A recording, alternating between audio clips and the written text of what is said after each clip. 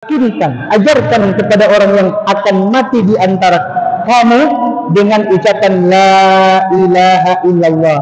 Baru dalam hadis yang lain Nabi mengatakan waqra'u yasin ala mautakum fa innallaha azza wa jalla hawwanallahu alaih.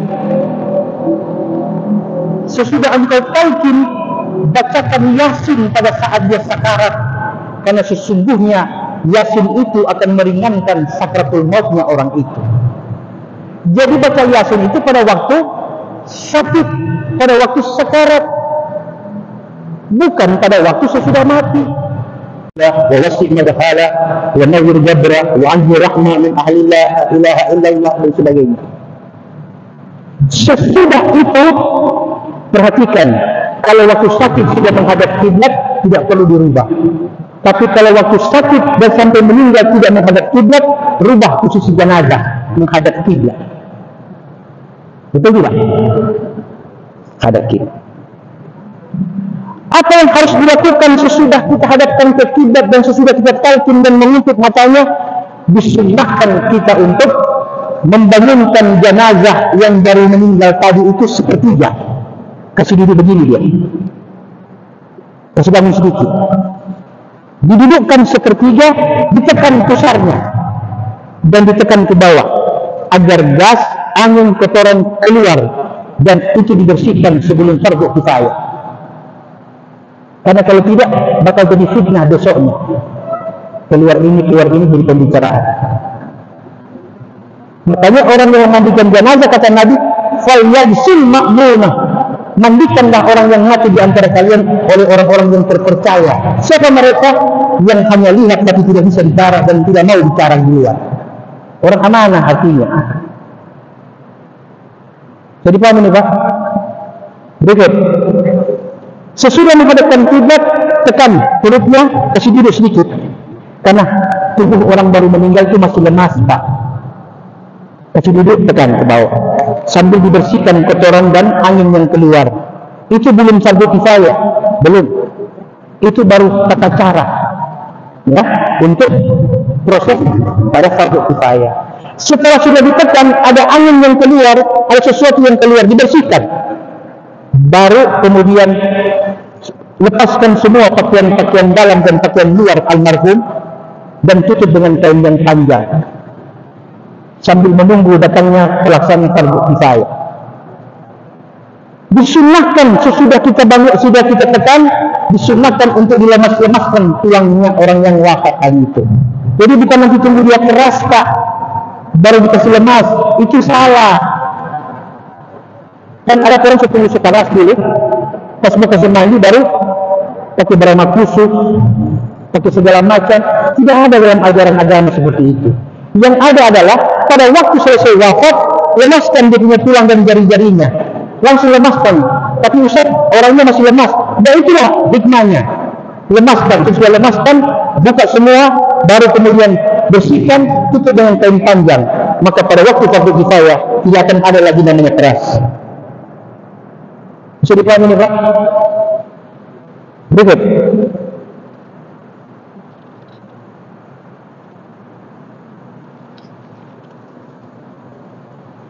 Apa yang terjadi? Itu yang terlewat tadi. Apa yang terjadi pada orang yang sakit tadi? Bisa lewati tadi ya. Ketika dalam keadaan sakarat, dalam keadaan sudah tidak punya pilihan lagi. Siapa mereka itu? Yaitu orang-orang yang sudah divonis sakit tidak akan sembuh. Contoh, sakit karena sudah tua, sudah uzur. Atau sakit menahun yang oleh dokter dikatakan belum ada obatnya. Maka sunnah bagi orang yang sakit untuk kita ajari ini doa. Ini doa Nabi yang ajar. Sunnah untuk kita ajari. Apa itu doanya? Begini. Katakan kepada orang yang sakit, ucapkan doa ini. Allahumma inni ma kanatil hayat khairan li wa tawaffani idza kanatil wafat khairan li. Rabbi ghfirli dhunubi warhamni. Ya Allah, jikalau hidup itu baik bagiku, maka berikan aku kesembuhan dan kesehatan. Tapi bila mati itu lebih baik daripada hidupku, maka wafatkan aku dalam keadaan baik. Ya Allah, ampuni dosa dan salahku. serta berikan aku kasih sayang dan rahmat-Mu. Itu doa yang kita ajarkan kepada si sakit. Makanya sebelum sakit, belajar memang di majlis taklim itu doa. Supaya waktu sakit, tidak usah mau tunggu-tunggu lagi orang mau datang aja, langsung baca sendiri. Ini doa Nabi ajarkan kepada sahabat yang sakit. Makanya nanti insya Allah selepas majlis, nanti Pak Adib, saya serahkan dia punya PDF, boleh diperbanyak ini. Untuk di sini sudah ada hadis-hadis, ayat-ayatnya dan doa-doanya sekalian. Bisa jadi bahan referensi bacaan kita di rumah. Kemudian kita langsung pada waktu kita akan mandikan, tentu ada niat. Nawaitul ghusla adaan an hadzal mayit lillahi ta'ala. Saya niat memandikan mayat ini fardu karena Allah Subhanahu wa taala. Kemudian kita ucapkan apa? Pada awal memandikan ada yang bilang air pertama, ya. Sidang air pertama. Itu doanya. Bismillahirrahmanirrahim. Allahumma tsabbit ala millati Rasulillah waghfir lahu warhamhu ya arhamar rahimin. Waktu siram. Siram pertama sebelum istinja. Saya lompat-lompat aja ya, nanti kita bagi. Kemudian sudah istinja tadi sudah. Sekarang bagaimana dengan mayat yang baru ditemukan 3-4 hari sudah membusuk? Apa doanya menghilangkan bau jenazah yang sudah seperti itu? Biar pada sholat sudah mau membadikan, apalagi mau kasih mandi. Nah inilah majlis. Perhatikan doanya menghilangkan bau. Bismillahirrahmanirrahim wa na'udzu billahi al-'azim min syarri an-nar wa min syarri an-nar. Qala Allah Ta'ala wa yunazzilu 'alaykum minas sama'i ma'an yutahhirakum bihi wa yudhhibu 'ankum rijsa syaitan. Dengan nama Allah Tuhan yang Maha Besar, kami berlindung kepada Allah yang Maha Agung dari buruknya keringat yang membara serta keburukan api neraka. Sebagaimana yang Allah firmankan, kamilah yang menurunkan air dari langit, dengan air itulah engkau disucikan dan bersuci. Doa ini dibaca Pak, ditiupkan di air dan disiramkan ke jenazah sebelum fardu kifayah.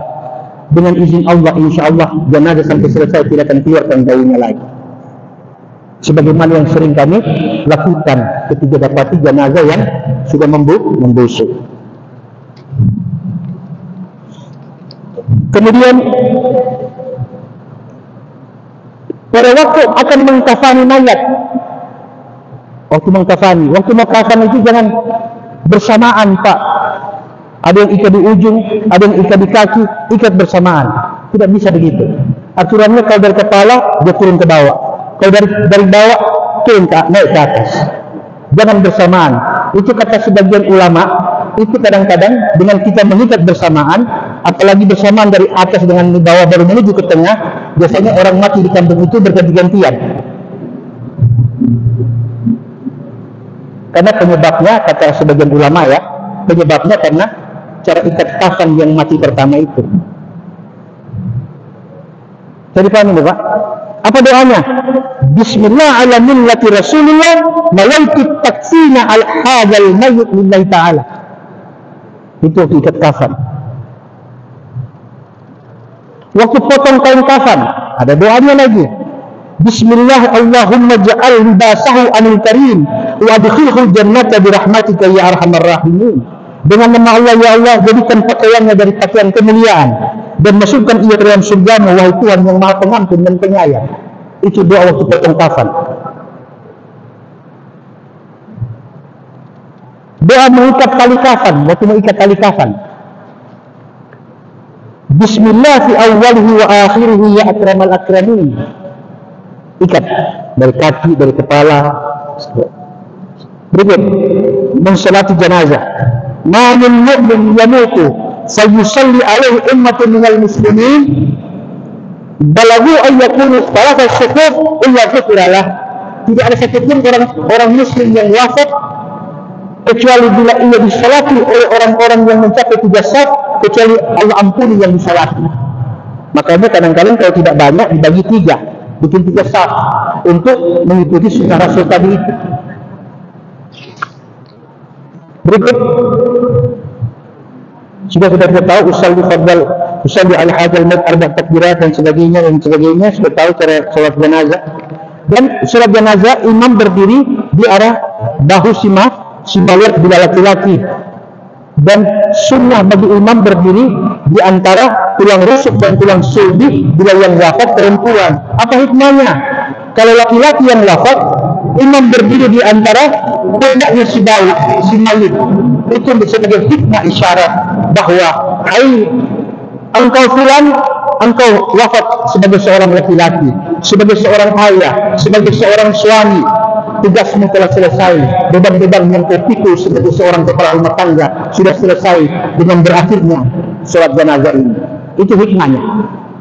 Kalau perempuan yang wafat, imam berdiri antara tulang rusuk dan tulang sulbi.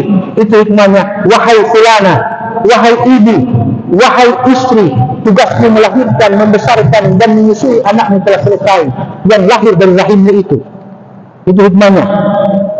Imam berdiri di antara pundak bagi laki-laki dan di tengah rahim bagi mayit perempuan. Berikut.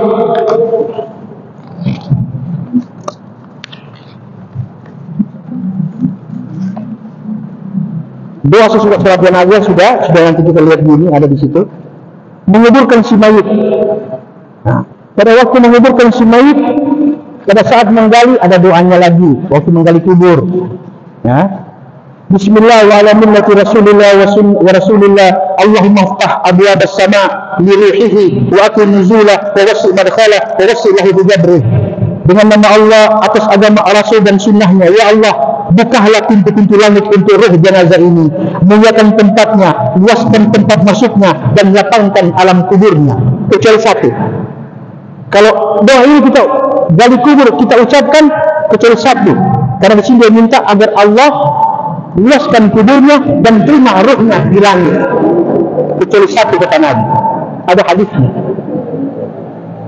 Apa itu?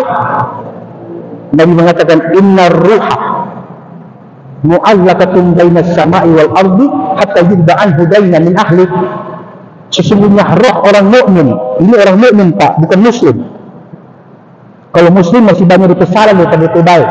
Kalau mukmin itu banyak DP baik daripada salah, itu mukmin. Orang mukmin bila wafat kata Nabi tidak akan diterima ruhnya dan akan ditolak oleh bumi selama hutangnya belum dibayarkan oleh ahli warisnya. Selain hutang aman-aman pada perintah Allah Subhanahu wa taala. Itu yang menyebabkan surga dikeluarkan ia dari dalamnya dan neraka menjadi tempat tinggal akhirnya. Hanya faktor ketidaktaatan. Cuma sujud kok. Bisa dipahami? Berikut. Sunnah hukumnya menjenguk orang yang sakit dan meminta orang yang sakit mendoakan dirinya yang sehat. Sunnah. Bapak datang kepada saudara yang sakit, sunnah hukumnya itu masuk dalam menambah amal saleh. Dan disunnahkan orang yang datang kepada orang yang sakit, untuk yang sakit doakan dia yang sehat. Hadis Rasul Nabi kita Muhammad SAW mengatakan, "Idza dakhaltum 'alal marid famurhu ayyad'u laka fa inna du'aahu ka du'ail malaikah." Bila engkau menjenguk orang yang sakit di antara kalian, minta agar yang sakit doakan dirimu, karena doanya orang yang sakit di hadapan Allah bagaikan doa malaikat, kata Nabi. Ini yang pertama. Yang kedua, kalau si sakit mau mendoakan kita yang sehat, doanya di hadapan Allah bagi doa malaikat, pasti diijabah oleh Allah. Tapi dalam hukum Islam ada udi, ada talas, ada budi, ada balas. Maka doa harus dibalas dan dijawab dengan doa pula. Maka kita yang menjenguk dalam keadaan sehat kepada yang sakit, setelah sakit mendoakan kita yang sehat juga harus mendoakan yang sakit. Kata Nabi sallallahu alaihi wasallam, "Idza dakhalta 'alal marid faqulu khairan fa innal malaikata yu'minuna 'ala ma taqulun." Bila engkau menjenguk orang yang sakit, ikhlaskan dan teruskan doamu kepadanya, karena doamu itu akan diaminkan oleh malaikat. Berarti yang sakit dan yang sehat bila berkunjung dua-duanya bagaikan malaikat di hadapan Allah dan diaminkan oleh malaikat. Tapi apa yang kita lakukan selama ini? Kita bawa makanan. Kita bawa makanan, lupa bawa doa. Sudah tahu-tahu ini orang ini kolesterol, bawa susu. Yang sakit tidak bisa makan, yang jaga jadi sehat, yang sakit keluar rumah sakit sehat, yang jaga sesakit. Ya kan? Kenapa? Karena kita tidak memahami apa hikmah di balik silaturahim, menjenguk, membesuk orang yang sakit. Bisa dipaham? Kemarin saya ingat waktu saya dapat informasi bahwa Prof. Yan sakit di rumah sakit. Alhamdulillah, saya mencari waktu bersilaturahim kepada beliau dalam keadaan sakit waktu itu di rumah sakit.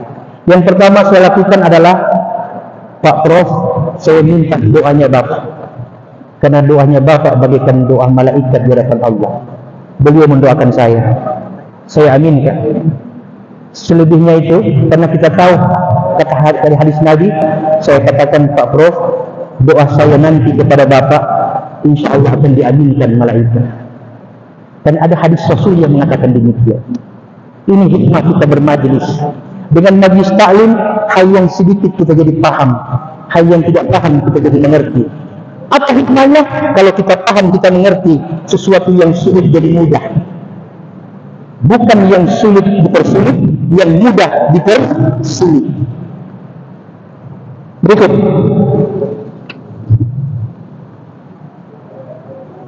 Ketika kita mendapati orang yang sakit berat, bila keluarga tidak paham, kita yang menjenguk minta kepada keluarga agar posisi orang sakit dihadapkan ke arah kiblat tempat tidurnya. Kenapa orang yang sakit itu diminta untuk dihadapkan ke arah kiblat?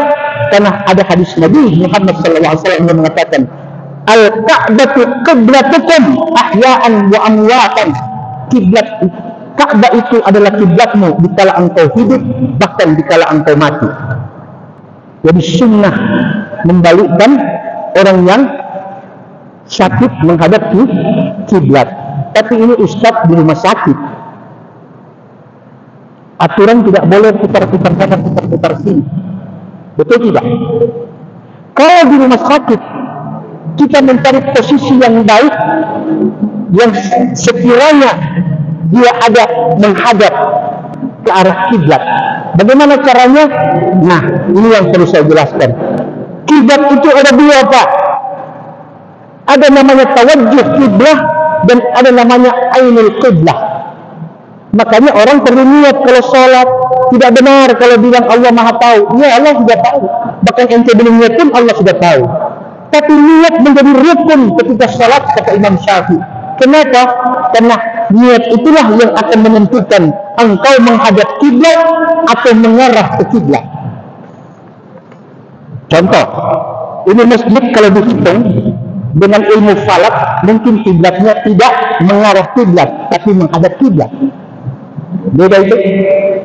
Waktu saya sholat di kendaraan, apa kendaraan harus ikut kiblat terus? Tidak sampai di Gorontalo, tidak sampai ke Palu, tidak sampai ke Bitung. Karena apa? Arah ke tempat-tempat itu ada belok-belok, ya. Kadang dia menghadap kiblat, kadang dia harus berpaling ke arah kiblat dan sebagainya. Maka pada waktu kita sholat di atas kendaraan, tawajjuh kiblat namanya, menghadap kiblat. Niatnya yang menghadap kiblat, walaupun tubuhnya tidak menghadap kiblat. Apa ayatnya? Fawallu wujuhakum ila syatra. Hadapkan wajahmu. Wajah yang dimaksud di sini adalah tawajjuh, menghadap kiblat, bukan mengarah kiblat. Tapi kalau masjid yang baru akan dibangun, sudah wajib hukumnya untuk memakai ilmu falak untuk mengarah ke kiblat mihrabnya. Kalau yang sudah dibangun, oh ini agak menyimpang, tidak usah kita memakai ainul kiblah, kita cukup memakai tawajjuh kiblah namanya. Yang penting kita menghadap kiblat.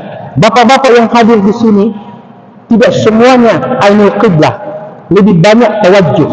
Yang ainul kiblah saya dengan Habib Ali, karena saling berhadapan, itu mengarah namanya. Tapi yang di sini, yang di kanan dan yang di kiri menghadap ke saya dan saya menghadap ke bapak ibu. Itu namanya tawajjuh, menghadap. Maka perlu ada niat. Niat itulah yang menentukan kita mengarah ke kiblat dengan fisik atau hati kita yang mengarah ke kiblat dengan niat menghadap kiblat. Makanya di niat disebut mustaqbilal kiblat. Bisa dipaham Pak? Berikut. Setelah dibalikkan menghadap kiblat atau mengarah ke kiblat, jadi kalau di rumah sakit cukup kita sampaikan bahwa yang sakit itu harus niat menghadap kiblat. Kalau tidak bisa dirubah, itu perlu ada pengetahuan tentang ainul kiblat dan tawajjuh kiblat. Tawajjuh kiblat menghadap kiblat, ainul kiblat mengarah ke kiblat. Terus apa yang dilakukan selanjutnya? Bila keadaan si sakit semakin memburuk, setelah kita hadapkan ia menghadap kiblat atau mengarah ke kiblat, maka perhatikan tarikan nafas orang yang sakarat. Apakah dia ini sudah sakarat atau belum? Nah, ini harus tahu.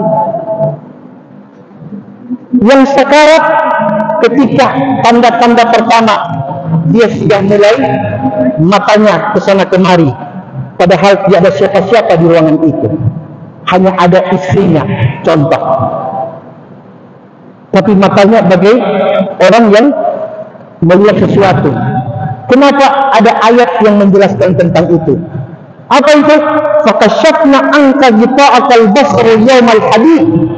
Pada hari menjelang kematianmu, bahkan sesudah kematianmu, kami angkat penglihatanmu yang tadinya kau tidak pernah melihat malakul maut, hari itu kau lihat dia. Yang tadinya kau tidak pernah tahu tentang betapa sakit dan susahnya derita sakaratul maut, hari itu kau akan menjalaninya. Yang tadinya engkau tidak pernah melihat rohmu, hari itu kau akan melihat. Penglihatanmu terakhir di dunia adalah ketika engkau melihat rohmu dikeluarkan Allah dari jasadmu. Ada hadisnya. Nabi mengatakan, inna roha idza qubida tabi'ahul basar. Sesungguhnya roh bila dikeluarkan, maka mata akan mengikuti arahnya roh keluar. Itu yang harus diperhatikan. Jadi ketika si sakit matanya sudah mulai melihat sesuatu, sudah tidak mengindahkan apa yang kita katakan, saat itulah Nabi mengatakan, laqinu mautakum bila ilaha illallah. Kenapa? Man kana akhiru kalamihi la ilaha illallah dakhala al-jannah. Talqinkan, ajarkanlah orang yang akan mati di antara kalian dengan ucapan tiada Tuhan selain Allah, yaitu la ilaha illallah. Satu kali, jangan diulang-ulang. Jadi ketika matanya kesana kemari, bisikan di telinga kanannya kalimat tauhid, la ilaha illallah. Cukup. Jangan paksa dia mengikuti ucapan itu, karena orang mengikuti ucapan ada banyak cara. Ada dengan hatinya, ada dengan lidah yang tidak bersuara, ada dengan isyarat, bahkan ada dengan mengaminkan dengan pikiran dan hati. Jadi ucapkan satu kali, sunnahnya 3 kali. Kapan yang kedua kali? Nah, kalau yang kedua kali perhatikan tarikan nafasnya. Kalau tarikannya masih panjang, berarti masih ada sehari semalam atau lebih. Apa itu tarikan panjang? Begini cara bernafasnya. Itu masih lama. Itulah sunnah yang kedua kali kita talqinkan orang yang sakit. La ilaha illallah. Oke? Sunnah yang ketiga, perhatikan nafasnya. Kalau yang panjang berubah jadi yang pendek, itu nafas pendek ya tadi ya, maksud saya. Yang pendek tiba-tiba berubah jadi panjang. Kalau yang pendek tadi yang begini. Pendek itu. Tapi kalau sudah panjang, sunnahnya kita talqin yang ketiga kali. Begini panjangnya. tariknya panjang, turunnya lama. Itu tinggal hitungan menit. Bisikkan di telinganya, la ilaha illallah. Selesai. Nanti dilihat tarikan keberapa dia akan berhenti nafasnya. Ada tarikan di atas, ada tarikan di bawah. Sudah tidak kembali. Matanya ke atas, mulutnya, nafasnya tidak kembali. Berarti wafat di tarikan pertama. Tapi ketika dia wafat pada hembusan nafas. Saya dipahami? Ketika sudah selesai, baru kita ucapkan inna lillahi wa inna ilaihi raji'un. Jangan dulu tutup matanya, ucapkan dulu kalimat istighfar. Itu orang yang banyak mengingat mati, berarti pikiran positifnya akan lebih banyak daripada pikiran negatifnya. Orang yang pikirannya lebih banyak negatifnya daripada positif, itu menunjukkan bahwa orang ini tidak banyak ingat mati atau sudah tidak ingat dengan kematian. Itu hikmahnya. Yang berikut, hal ini dikatakan oleh baginda Nabi Muhammad SAW dalam sabdanya riwayat Imam At-Tabrani. Beliau mengatakan, "Aktsiru min dzikri hadhil ladzat." Berbanyaklah kalian mengingat yang sesuatu bila dia datang, semua nikmatmu terputus. Nikmat sehat terputus, nikmat waktu terputus, nikmat penglihatan hilang, nikmat merasakan juga hilang. Semua nikmat yang ada di muka bumi yang kita nikmati terputus bila dia datang. Apa itu? Al-maut, namanya. Nah, oleh karena itu, bila kita sudah memperbanyak atau banyak mengingat kematian, kata ulama berdasarkan petunjuk-petunjuk Nabi, jangan hanya ingat mati, jangan. Harus ditambah. Apa tambahannya? Memperbanyak amal saleh. Amal saleh yang macam mana? Amal saleh yang ditambah itu yang di luar kewajiban. Kalau kewajiban tidak usah ditambah, Allah tidak butuh tambahan. Salat zuhur 4 rakaat tidak usah bikin 5. Salat subuh 2 rakaat tidak usah bikin 4. Kewajiban tidak perlu ditambah karena itu sudah ada ketetapan hukumnya oleh Allah Subhanahu wa taala. Yang mesti ditambah apa yang ada di luar kewajiban, seperti salat sunnah rawatib, salat sunnah tahajud, kalau salat. Kalau puasa ada Senin Kamis, ada Ayyamul Bid, dan puasa-puasa hari-hari dan bulan-bulan tertentu. Selain itu apa lagi? Selain daripada 2,5% zakat, ada lagi yang namanya dengan sedekah sunnah. Zakat tidak perlu Anda tambah, Pak, walaupun Anda punya uang banyak. Tetap 2,5% sesuai aturan, atau 5% sesuai ketentuan, 10 dan 20%. Itu kewajiban, sudah Allah tetapkan ukurannya. Allah tidak butuh tambahan, tapi Allah tidak suka pengurangan. Tidak boleh sholat zuhur dibikin 3 rakaat hanya karena alasan asam urat. Bisa dipahami ini, Pak? Tapi kalau yang sifatnya menambah amal saleh, berarti sesuatu yang ada di luar kewajiban. Sedekah sunnah itu semua harta kita sedekahkan, tidak ada batasnya. Yang penting ingat ahli waris, mesti ada yang ditinggalkan.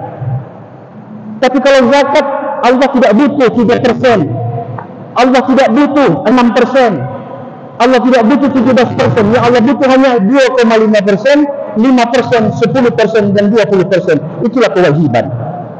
Yang 2,5% itulah zakat perdagangan yang dihitung setiap tahun hasil bersih keuntungan. Dikalikan dengan dikeluarkan kebutuhan, itu yang dikalikan 2,5%, dan itu zakat wajib. Kalau 5% itulah zakat pertanian. Sekali panen 690 kg, setelah dipotong dengan upah, dipotong dengan semuanya, ada sisa. Nah, sisa itulah yang dikalikan 5% kalau dia pakai sistem pengairan. Tapi dia 10% ketika dia sistem tabah hijab. Bagaimana dengan zakat yang wajib 20%? Namanya zakat temuan. Bapak kebetulan gali fondasi rumah, tiba-tiba dapat emas, ya, saat akan dijual 20% zakatnya saat itu, namanya zakat temuan. Selain itu tidak ada lagi, Pak. Tapi kalau sedekah tidak ada batas, tergantung keikhlasan. Betul tidak? Saya kasih perumpamaan. Ketika saya mengerjakan sholat subuh 2 rakaat, saya berkata bahwa saya masih kuat untuk kerjakan 4 rakaat, sehingga saya perlu tambah subuh 2 rakaat jadi 4 rakaat. Sah kira-kira subuhnya? Tidak sah. Tapi saya ini Ustaz, kayaknya tadi malam saya demam tinggi. Jangan khawatir 2 rakaat saya tidak sanggup. Saya mau kasih kerjakan subuh 1 rakaat. Bisa? Tidak bisa. Allah tidak butuh tambahanmu dan Allah tidak butuh dengan pengurangannya. Yang Allah butuh ketaatannya. 2 rakaat tetap 2 rakaat. Tapi Pak Ustadz, insya Allah kalau saya tidak bisa kerjakan 2 rakaat subuh, walaupun cuma 1 rakaat, nanti kalau saya sudah tidak sakit, saya mau ganti 1 rakaat yang kurang di subuh tadi dengan 1000 rakaat sunnah. Bisa? Jangankan 100.000 rakaat sunnah sekalipun tidak bisa menutupi yang 1 rakaat yang ada di subuh. Karena wajib dan sunnah itu beda hukumnya. Bisa dipaham, Pak? Nah, mari kita lanjut. Memperbanyak ingat mati bagi yang sehat maupun yang sakit. Kemudian memperbanyak amal-amal saleh. Amal-amal saleh yang dimaksud di sini adalah amal-amal sunnah yang wajib harus dikerjakan. Tidak ada boleh kata tidak mampu. Kalau tidak mampu ada ketentuannya. Kalau tidak mampu berdiri ada sholat duduk. Duduk tidak sanggup, sholat berbaring. Berbaring tidak sanggup dengan isyarat. Kan begitu. Puasa juga begitu. Ketika kita tidak sanggup mengerjakannya di bulan Ramadan, ada namanya qada'us shalah, mengganti qada'ur Ramadan, mengganti puasa. Nah, hukum-hukum seperti inilah yang dimaksud dengan mana yang mesti dan mana yang harus ditambah. Kenapa yang wajib tidak boleh dikurangi dan tidak boleh ditambah? Karena itu ketaatan kita kepada Allah atas perintahnya. Apa sih susahnya bagi Adam untuk sujud kepada iblis?